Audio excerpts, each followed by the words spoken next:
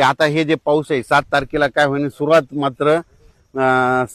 मात्र इकडून दक्षिण महाराष्ट्राकडून होईल. म्हणजे कोल्हापूर जिल्हा, सातारा जिल्हा, पुणे जिल्हा, त्याच्यानंतर इकडं अहिल्यानगर जिल्हा, बीड जिल्हा, धाराशिव जिल्हा, लातूर जिल्हा, परभणी जिल्हा, नांदेड जिल्हा, ह्या पट्ट्यामध्ये काय होईल, दक्षिण भागाकडून यावेळेस पाऊस येणार आहे.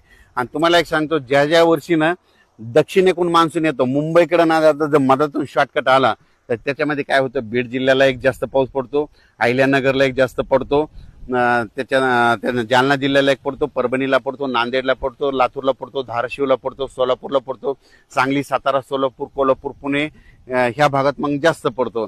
पण हे जे पाऊस जर मुंबईकडून तिकडे गेला तर मग ते काय होतं, उत्तर महाराष्ट्राकडे जास्त पडतो.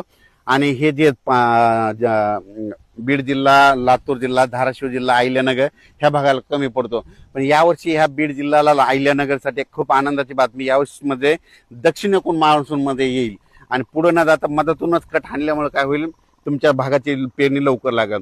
त्याच्यानंतर परभणी जिल्ह्यात देखील काय होणार आहे, हे पाऊस काय होणार, असा खालूनच म्हणजे दक्षिणेकडून असा पुढे सरकत येणार आहे. आणि ते फक्त काय होईल, थोडा नंदुरबार जिल्ह्यासाठी, धुळे जिल्ह्यासाठी थोडाफार कमकुवत राहील. पण त्यांना देखील काय होईल, ते मान्सून पुढे आल्याच्या नंतर त्यांना मात्र रिमझिम पाऊस त्यांना सुरू राहील. इकडे पाऊस सुरू झाल्यानंतर त्यांना रिमझिम पाऊस सुरू होईल. आणि त्यांच्या रिमझिम मध्ये जर ईदबल वर गेली तर ते शेतकरी पेरणीचा ते निर्णय घेतील.